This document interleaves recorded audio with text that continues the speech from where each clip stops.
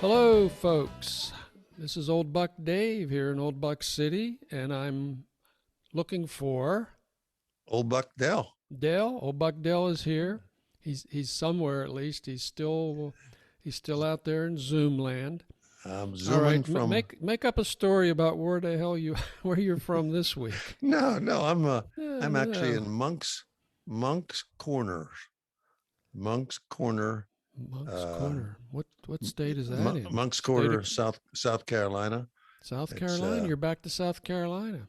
yeah, I like South I Carolina. thought they ran you out of town there when the Columbia recording artist production thing fell through. But I forgot that one myself. Anyhow, I'm in Monk's Corner, and I just came back from Steel City Pizza. Does that ring a bell? Steel City Pizza. You remember the Steel City? I remember the Steel City. We Yeah. we used to go to we used to be in Steel City. Yeah, we used to be Outskirts. in Steel. Yep. But anyhow, that's where I was. So I'm in Monk's Corner, South Carolina, Dave, and Okay, so we've basically given up on the idea that you're going to find us another recording studio, and you're just going to come back to the old studios next week. I think I'm going to come back to the old studio next week. Perfect. That'd be the easiest. Perfect. Then I can see you. Good to see you again. Yeah. Okay, well, listen, we've got a full schedule here today. This is probably about 3 hours worth of stuff. Hmm. That I'm going to be forced to edit out. But anyway, you had mentioned something about melatonin, and I've got something related to melatonin, as kind of melatonin as well. So do you want to give the listeners and me our first glimpse at what you're going to say? Give me your melatonin story. Oh, my melatonin story. Well, Yeah, tell me your melatonin story. Okay. I was contacted twice more by listeners who said, I really like your podcast. I listen to it in bed at night and I fall asleep. I mean, there must have been 12, 15 people that have told me that already. So that's either really good or bad. But So I mean, so you're saying that these are old buck listeners that you happen to have run into in person, you saying? Or is that sometimes in person, sometimes they send me an email. Send it to the Bucks Too Old, and here it is. It just keeps happening. Well, I'm almost taking it as a compliment because when we put on our Alistair Cook outfit and we sit in the easy chair, we don't even have to use water sounds or wind sounds or ocean waves. We just have to be boring. And apparently we are. So I'm saying to any of the listeners now that use the old bucks as a medium to get a nice sound sleep, then I consider that to be a compliment that they can relax to such an extent. And when you get old, sleeping is a big plus. I had an old friend of mine that said, if dying is anything like sleeping, I'm going to enjoy it. Well, so anyhow, that's uplifting. Yeah. So maybe there's some marketing opportunity there for us that we're missing here with this whole melatonin sleep aid thing. Maybe we'll just have to do. Let's work on that. Hey, we could do one complete episode. It's called the sleep episode, and then we'll introduce ourselves. This is how his brain works, folks. It's incredible. We'll use our like I said, our greatest Alistair Cook or Barry White voice or something, and say, "Good evening, ladies and gentlemen, as you sit quietly in your chair." We'll put them all to sleep. Put Barry White on in the background. That could be our favorite. That could be one of our classic episodes where the sleep episode. That's what we'll call it. The sleep episode. Anyhow, don't fall asleep on this episode because we're not talking about that. We're going to be using our normal voice. So anyhow, so much for the melatonin. I appreciate that they listen to us enough to fall asleep. Yeah. Whatever it takes to get that listenership out there, we'll do it. So tell your sleep deprived friends that you have a solution for them, folks. Send them to Two Old Bucks. Yeah. Try this podcast. Yeah. If I don't put you to sleep, then go back to the regular stuff. I mean, speaking of sleep, it just hit me. this is, we're in the middle of the NCAA Men's Basketball Tournament. It'll be over by the time this airs, because we're like 7 months ahead in our segments, I guess. I am sleep deprived at this time of the year every year, because I just love watching these games. I think it's the best sporting event on TV. They start with 36 teams or something like that. 64 teams. 64 teams. No, that's the best basketball. Yeah. Only one goes home. Only one goes home, the winner. I think it's the best sporting event on TV. I mean, it's win or go home. That's it. Everybody's going 100%. That's right. The athleticism, the talent, the upsets, the emotion, the tears of joy, the tears of sadness. The funny thing about this to me is, I was watching a little bit of that today, is that you can get a team that's hot. You know what I mean? Yeah. They're just hot. They just, no matter what they throw at the baskets, it goes in. They might not be they have a 19-17 record or something, but that night they're hot, and you just can't beat them. You can't beat them and knock off a number one seed, and the whole world goes. Yeah, I just watched Oregon in a big upset over Iowa. It was a big, and they had like 95 points. They were moving every second. It was just like a ballet. I mean, it was like a high-speed ballet. Good stuff, buddy. Kudos to them. I mean, the other nice thing about it is you get to see Charles Barkley. I mean, this guy, I think he's the purest, the cleanest, like break it down to the basics, no BS. This is how it is. Commentator alive today. I really think he is. I mean, I just love listening to him. And the other guys hammer him if he makes a mistake or if he makes a bad pick, and he just shrugs it off. I'll get him next time. Yeah. Hey, have the editing people, the people in production and stuff like that, to give old Charles a buzz and see if he wants to be a guest on Two Old Bucks. You know what I mean? That's an idea. I like that. I like Charles. I read a good story about him. I don't know, last year, about he met a guy in a hotel and they became lifelong friends. The guy was like an insurance salesman or something like that. Anyway. Yeah. Hey, it makes me look back. Can you think all the way back to our high school basketball days? I do. I still have my picture of me in my shorts. Your shorts. Those are way out of style, but we were hot back then. We had legs. We had legs. I don't know. I mean, I love the practices even. That's my favorite sport. Like if I was 6 inches taller and maybe I could only jump 3 steps faster, if I could actually jump. If I had 20/20 vision, geez, I could have been a contender. Yeah, those were the days. But I digress. Yeah. You digress. I digress. You had said something about spin-offs, and that's all you would tell me. All you would tell me. So let's. Here's what I was thinking. Amaze me. Go ahead. This falls under the big idea. This is a big idea. Yeah. This is a big idea, and I'm thinking we should franchise our style through the rest of the world. We're in America, so we're Two Old Bucks.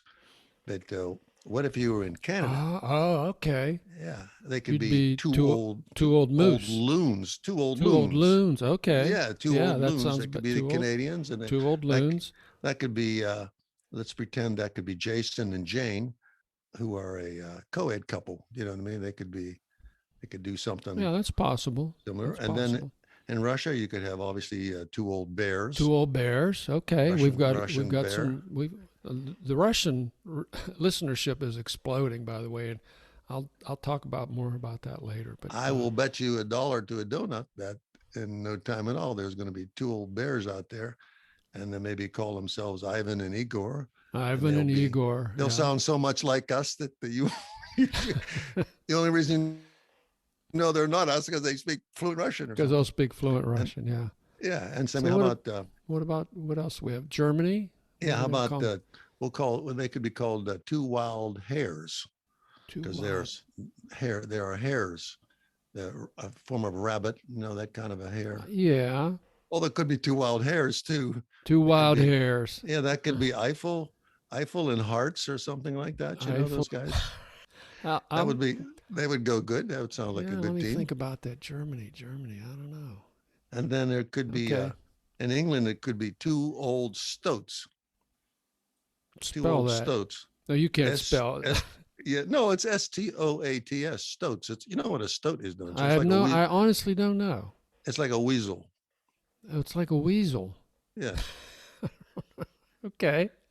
I learned something. Two old weasels Two old doesn't sound good, weasels. but two old stoats sounds pretty cool. And that could be like Benny and Barney. Okay. I mean, what about like two old blokes? Two old what? Blokes? BLOK. Blokes? Two old blokes? It could be blokes. Yeah, they Yeah. might try that. I mean, whatever. Nobody franchise listens anybody- to us from England anymore, by the way. In the UK, our UK listenership is totally dried up. Dropped off dramatically. Well, Yeah, I'm we got to sure these rely on guys will. Turkey and Czech Republic and These a little these bit of this will Israel. freshen it up. yeah. And how about Australia? They could call it be something like Wallabies Are Us. Wallabies are us.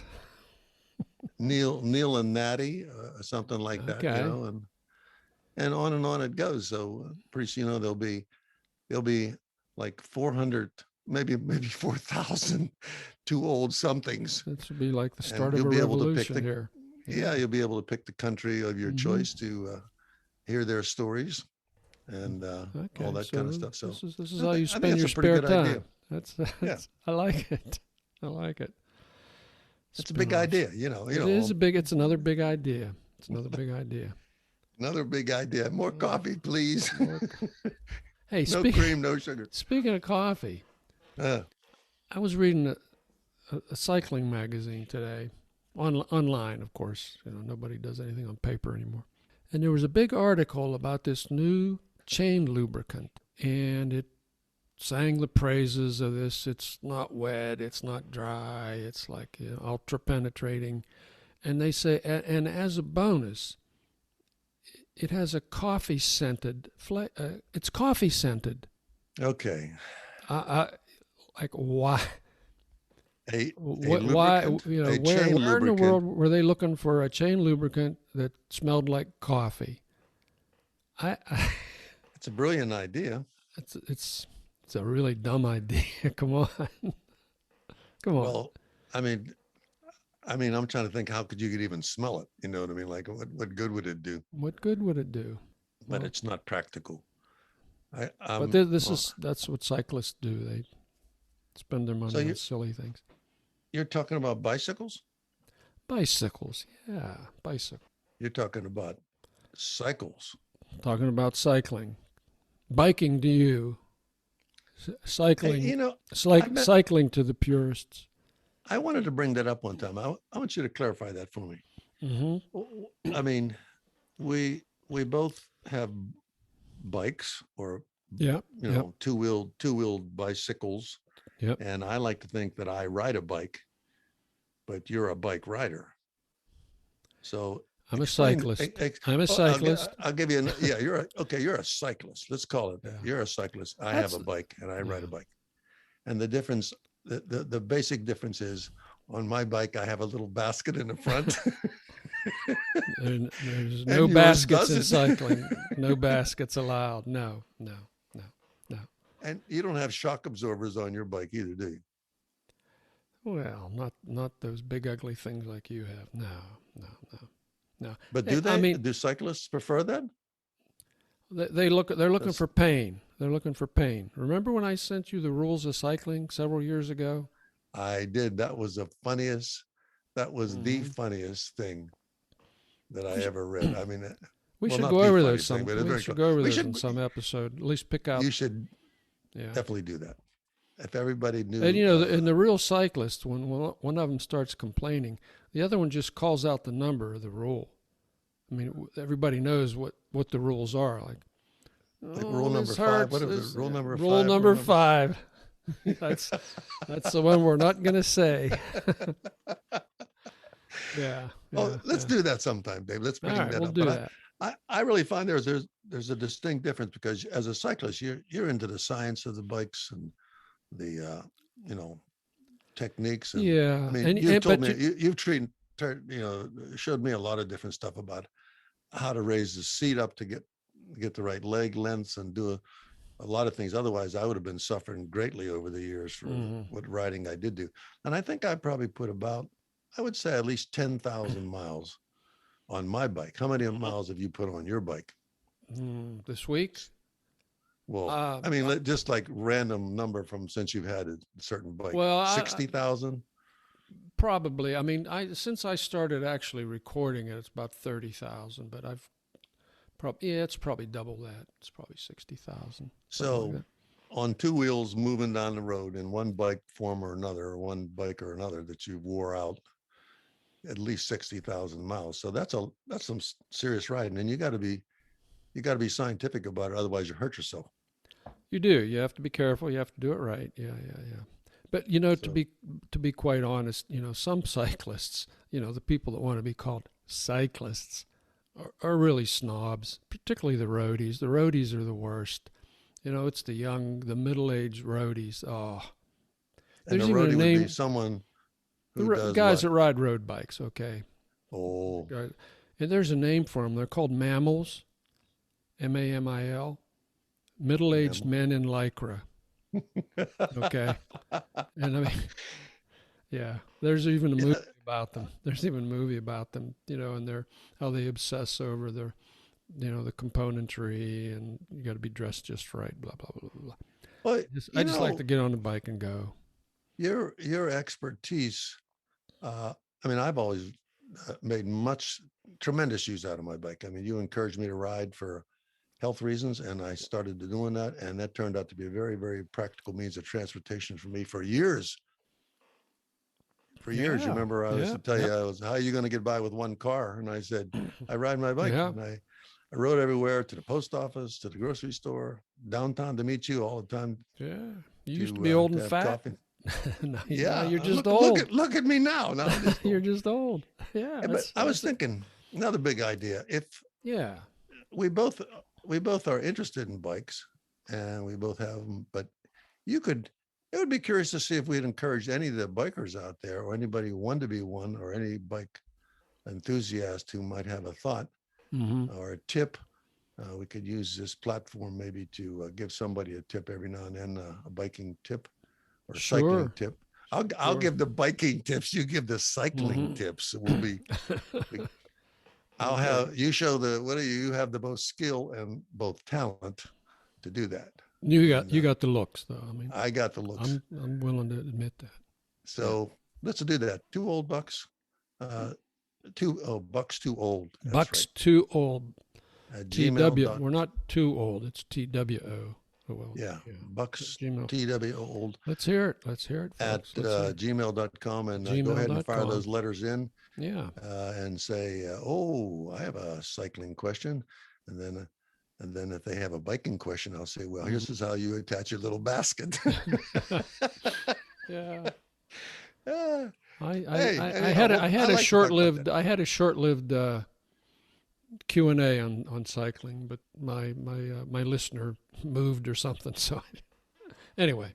Well, we never know. We it could be a lot. It could be who knows what they'll write about it, maybe. But I do know that list you had about the how many rules were there? The 10 rules or 15 rules? There were probably 19 or 20, something like that. Yeah. That was hilarious. And if you ride a bike, I was thinking one about the chin straps and stuff like that. Every detail of cycling was mentioned there, and it was only color shorts allowed.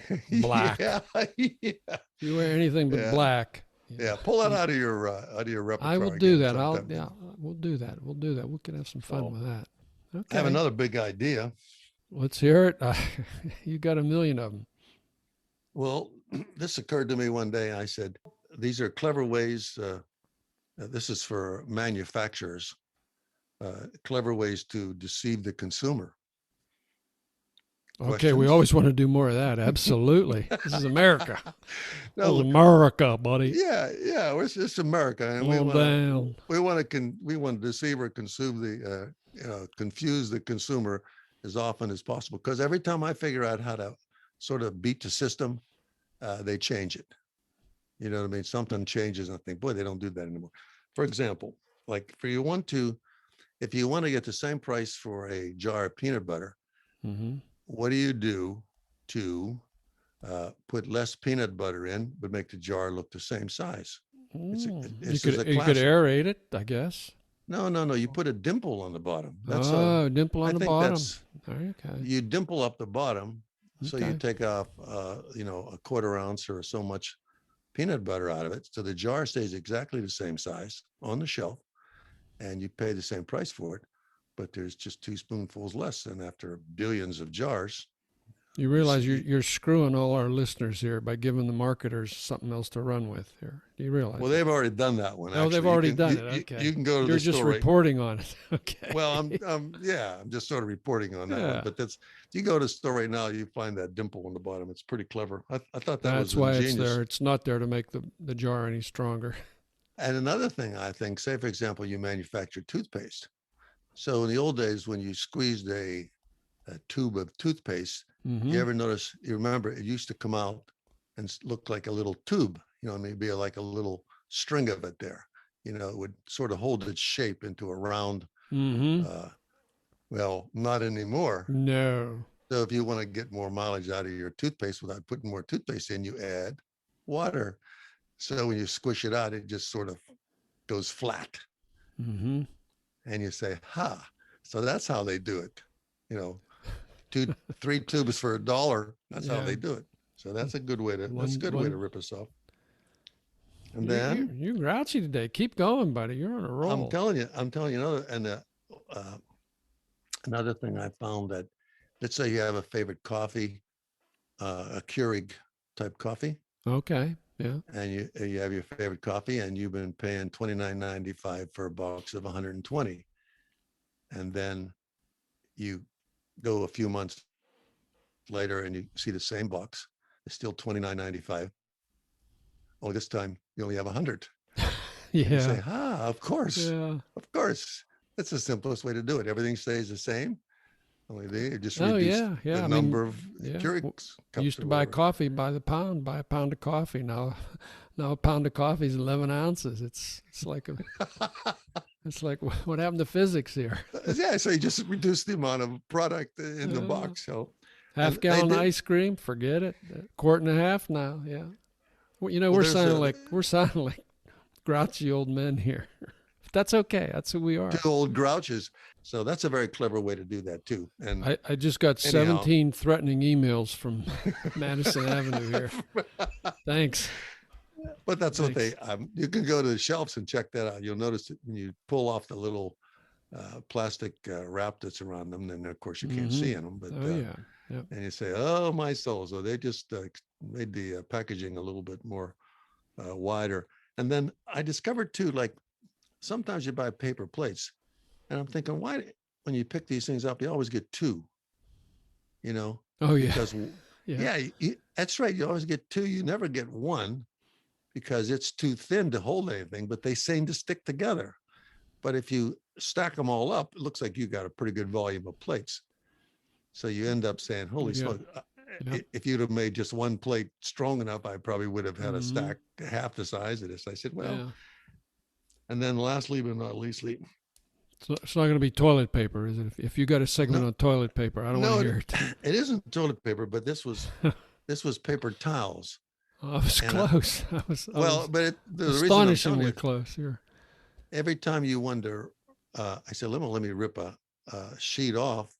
Two pieces would come off. So I'm thinking, if they make them small enough, you always can take more than you wanted, and then you can't put it back. So I said, I truly believe that there are people sitting around tables that calculate this stuff down to the tiniest bits, because obviously in millions and millions and millions of stuff, all those pennies add up. So I don't blame them. I guess you have to be just a smart consumer, but all this stuff is actually going on. That's why I mentioned them. So this would be our consumer awareness segment then. Really? Our consumer. If I come across anything else like this, I will I will You keep bring your this eagle up. eye out there.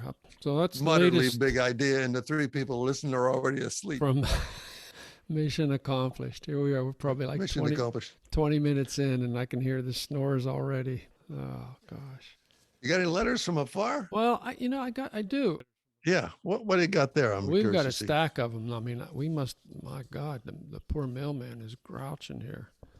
But I'm going to read maybe 3 or 4 or 5 of them here. You're talking about a concerned carrier of critical Well, correspondence. the first one. This is. I know. I sent this one to you in advance. I thought it was so good. This is from a concerned carrier of critical correspondence. Yeah, right? that's a concerned carrier. Yeah, he What if says, people are going to get that? Who might that be? who A would write concerned that? carrier of critical course. I Yeah, don't know. Is that a mailman or something? I could don't be a know. mailman. Could be. Anyway, he says, greetings from the radio verse. I like that. He says, just wanted to drop a line to your podcast and let you both know that you're producing a very informative and historical narrative of your experiences and observations. I enjoy it very much and look forward to listening to it as time continues. This guy's using some big words here. I like this. Yeah. All right. He says, whether it's a discussion on ants, razor handles, or on culture, it definitely captures one's attention on the finer points of life as we live it. I, too, must admit to a bit of confusion with the finer points of Loser Lotto. Man, he's really digging deep here. That's gonna haunt me forever. You must have started from episode 1 or something. Yeah, despite the in-depth analysis, it is still, in my opinion, a, quote, losing proposition. And then he goes on to say some other stuff here, blah, blah, blah. And then he signs it, concerned carrier of critical correspondence. And then he has a P.S. How can I get one of Dell's custom razors? That's between the two of you. I don't know. Yeah, I think I know who this is from. This is from right. he is truly a concerned carrier of critical correspondence. There's no doubt about that.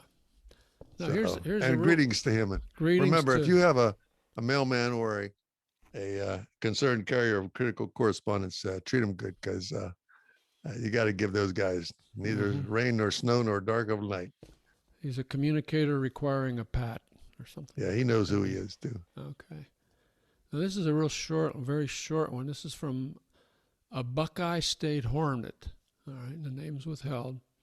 And this person is talking about the interview that I had with Old Buck Gene, our first guest interview. We got some good feedback on that, and talking about now this was somebody who went to the same high school as we did. Mm-hmm. It says, I remember that when Mr. Strejic, that was Gene's favorite teacher, when Mr. Strejic talked about his kids, he referred to them as crumb crushers. I like that. I remember it's coming back to me now. And when he told stories about the service, they might include a visit to a, quote, dairy bar. You remember that?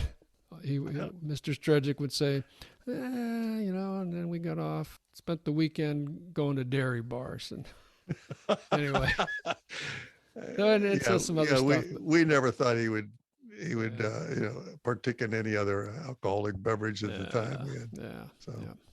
So here's a nice letter from Judith. Hey, I got before you leave. Sure. Before you leave, Mr. Strejic. Yeah. The first time that I ever heard the word Afghanistan was in his history class, and it was like the question was, which is a true country, and true or false or something. Okay, I said, there's no place called Afghanistan. And I'm thinking, holy smoke, there was a place called Afghanistan. Geez. Yeah, there is a place called Afghanistan. So that's where I learned it. He was a good teacher. That was before it became a hotspot. What's the other letter? Now this is Judith from Prebold. That's Prebold, yeah. Judith from Slovenia, yeah. Now, first of all, she goes into this flowery compliment on your peanut butter, tomato, and mayonnaise sandwich. She says she's a believer. She eats them. She's eating them, and she says, they're really they're nice and juicy, and da da da da da. So once again, I'm just really feeling way out on the tail of the distribution on that whole thing. But what she says, now this is the important part of her letter, and this is what caused me to do some research, and I'm going to share that with you here. She says, finally, I've been wondering what the feminine equivalent is of an old buck. She said, somehow, old doe doesn't have quite the same ring. Many of us have friendships going back a long way like yours, but perhaps this distinction is for guys alone. And then she signs it, Judith from Prebold. I think she brings up a really good point here. Excellent point. It does. At least half of our letters from afar are from women. So either, half of our listeners are women, or the women are the only ones that can write. I don't know. Oh, well, it would be two old deers. Well, deer. I mean, a buck is a deer, and a doe is a female deer. Two old deers. DEARS. I don't know. Well, she doesn't like doe. Now, I've pulled some other animals up. Now, that was my good joke there, Dave. Deers. Well, yeah. Thanks. Oh, You should have warned me. Another name for a female buck is a she-buck. I think that's definitely not going to fly. That's a non-starter. A hind or a hind, H-I-N-D. This is in the dictionary here. I didn't make this up. That doesn't sound like a good one. So I looked at some other animals. Now, a female goat, that would be a nanny. A cow. That's okay. That's not bad. A cow would be heifer. I don't like the sound of that. A bad connotation. Nannies donkey. Are always. A female donkey is a jenny. I kind of like that one. Jenny? A jenny, yeah, Jenny. Of course, a female fox is a vixen. It has kind of almost erotic connotations for me. I shouldn't have said that. That's getting edited out. Old vixens. Well, vixens, yeah. Now, a female horse is a mare. So maybe that's why you don't see too many podcasts with those titles. They just don't have. They have a different connotation. Yeah, a moose or an elk is a cow. A female moose or elk is a cow. No. Now, there might be other ones. So I don't know. I mean, if I were to vote, I'd go for Jenny or the V word. Two old Jennies. It's, not too old, but I mean, they would be our listeners. Oh, so here's what okay. I'm proposing. So our our male listeners are old or bucks. They're old bucks. No, she's should we be? She doesn't want to be an old doe. She said it just doesn't have the right sound. So here's my challenge to our female listeners out there. Send in your vote. Okay, so what you like, what you would like the female listeners to be called. So we'll only take female votes. But thinking about it, I will consider male votes if it's accompanied by a deposit to my PayPal account. Then so it's bucks2old@gmail.com. So the equivalent. It doesn't have to be too old. They don't have to have that prefix. No. It's just what would you want a female listener to be called? As a relation to an old buck. In relation to an old buck. All right, that's an interesting. I'll have to think about that. I never really gave that any thought. It is. That's a 6:30 in the morning kind of a thing over coffee. Yeah. Speaking of these old bucks, I think it might be time to. Go back to the barn. Yeah. Well, it is that time, and I look forward to getting back into your neighborhood and laying the eyes on you again. It's been a while since we've seen one another. Okay. Been good zooming with you. It has been good, Dell, but it'll be nice to get back. It'll be nice to see you again. Here. Yep, see you face to face. And I'm not paying any of your parking tickets. Right? No problem there. No okay, so this is Dave. This is Old Buck Dell. And we are the two old bucks. Bucks. Adios, folks.